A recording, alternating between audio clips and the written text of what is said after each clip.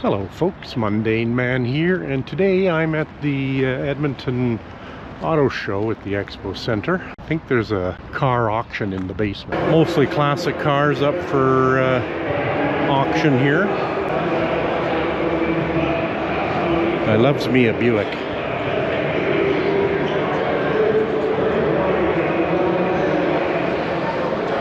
I don't think this one's quite the boat tail, but it's kind of similar in style, a Buick Riviera.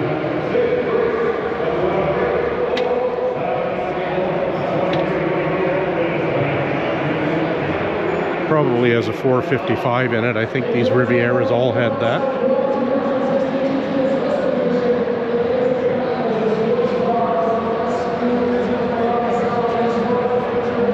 Flathead Ford.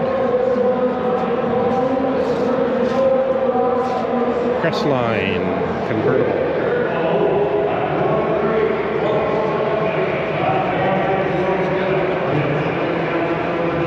This is not your factory Superbird.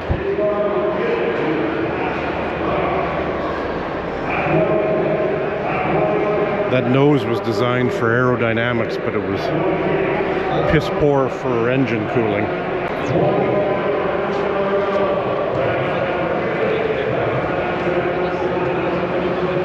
That's a neat intake setup on this Plymouth.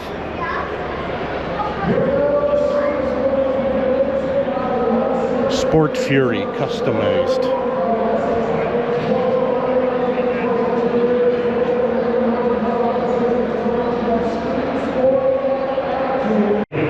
I do find that these Alberta auctions, the EG auctions, they have some okay cars, but a lot of them are,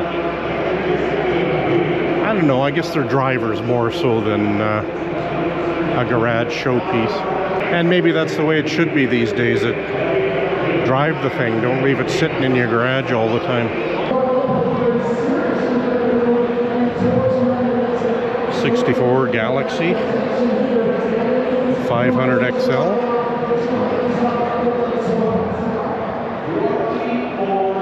My father-in-law used to have one of these. Before the days of seat belts, my wife was good for bouncing around the car, and twice she kicked the shifter into park. She was about, I don't know, 2 or 3 when that happened. Then one time my father-in-law looked out the rearview mirror, and there she was hanging out the window saying, look at me.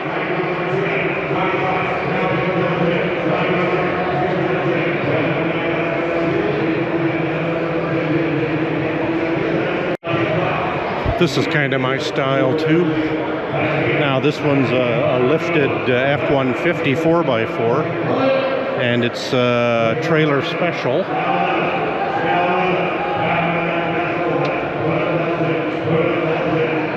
It's had some work done to it, but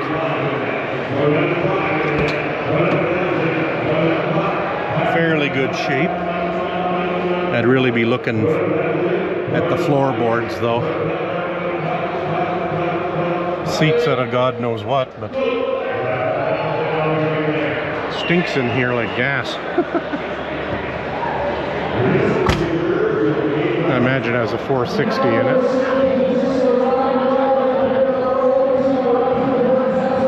It's a 1979. Tell it's a 79 because it has the square headlights, even though some 1978s had the square headlights depending on the package. I think you had to get the Lariat in 78 to have the square headlights.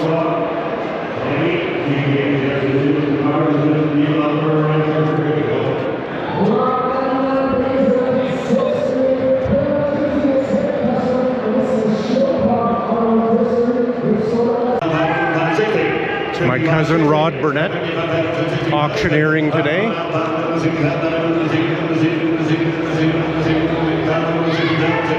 I think he exclusively auctioneers for EG auctions. He gave me a shout out while he was auctioneering. That's about as much contact as we ever have. Ford Fairlane. Continental kit. I hate Continental kits. I think they look so cheesy, but they seem to be part of the era. I think this one's a hardtop convertible. This would lift up and then the roof goes up and into the trunk.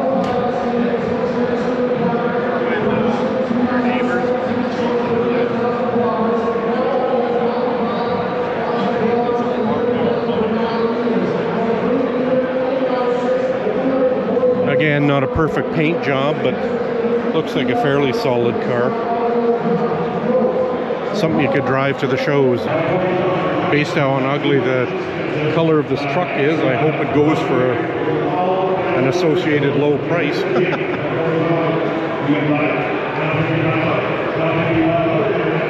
I had one like this back in the day.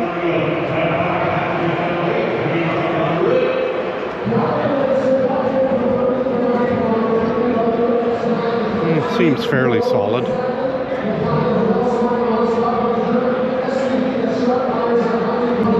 Well, let's see what this F-150 78 Ford goes for. It's got a rebuilt 351 Windsor in it. I suspect this is a $5,000 truck. Basically, the value is in the engine. Ladies at 4,700. Yep. Internet 4,700 total gone. 4,700 bucks. This Bronco should go for some good money. These are all the rage these days. Door was a little sticky. Someone's done some houndstooth upholstery.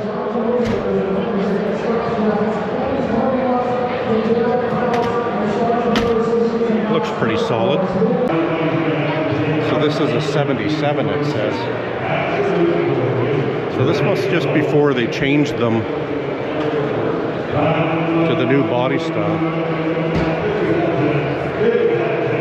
So when I was growing up, these are the types of cars that I would see around every day. This is a 77 Pontiac Le Mans.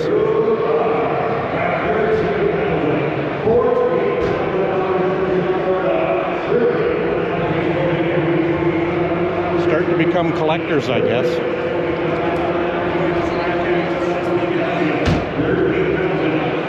Paint on this one's got a lot of blemishes in it, and it looks like the window was leaked at one point, but still an interesting car.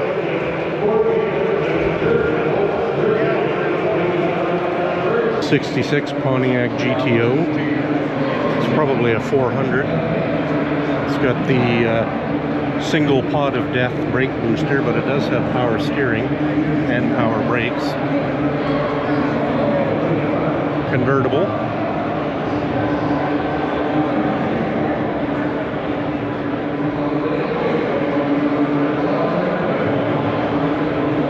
Not too bad a looking car.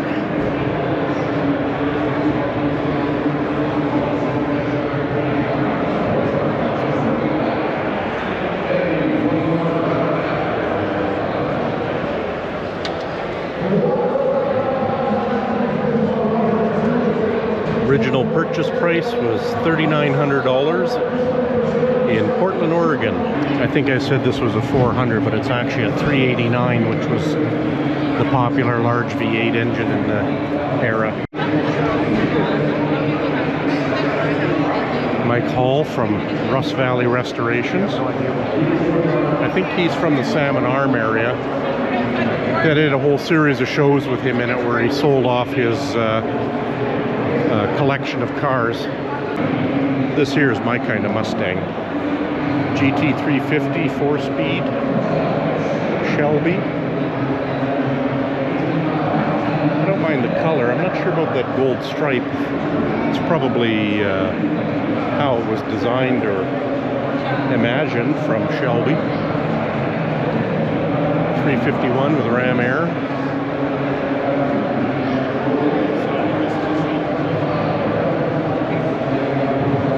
If I had a Mustang, it would probably be something like that. Here's the back end of that Shelby. I like that he used the California special taillights in it. And they have the sequential 1, 2, 3 signal lights, just like the Thunderbirds had of the era.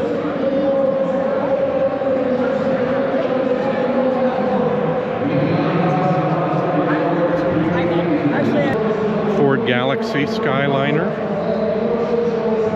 with the hardtop convertible roof. And again, Continental kits, which are not my favorite. There's all your trunk space.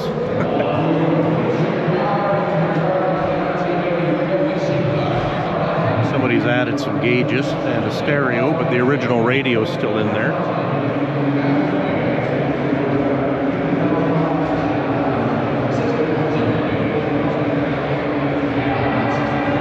.352 Thunderbird engine. Doesn't have the original air cleaner though, that's too bad. It's like my father-in-law always says, oh, these cars always smell like gas. And he's right.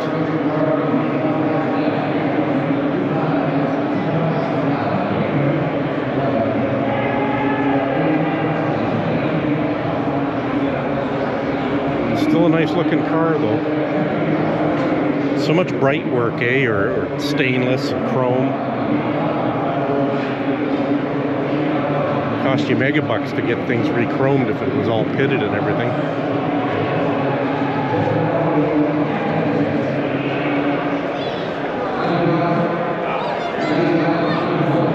I'm not a huge 50s fan, but this one's pretty good.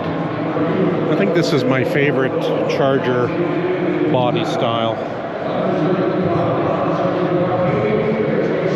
This one's a Charger 500. Or so it claims anyways. It does have the 500 badging, but could be a Tribute 500 too, who knows. And this was always cool, the pop-up gas filler. This one doesn't have the console in it. That would have had the pistol grip shifter, whether it be automatic or standard. This is just automatic on the column. I always like these big oversized buttons that Chrysler used, and these dials. It's just made them kind of unique to me. This one should have the hideaway headlights, I think. Nope, no hideaway headlights on this.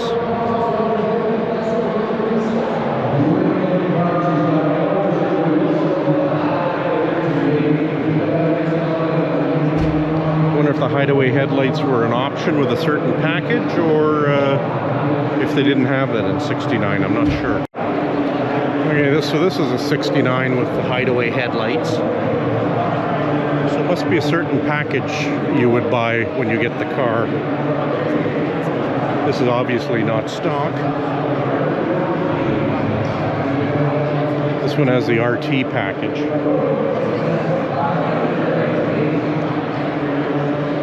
So you can see the pistol grip on the console there.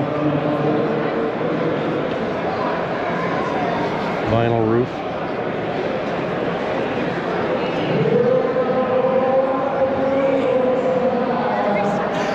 Well, that's pretty much it for the car auction part of the car show. Nothing too exciting here today, depending on who you are, I guess, but to me, nothing too exciting.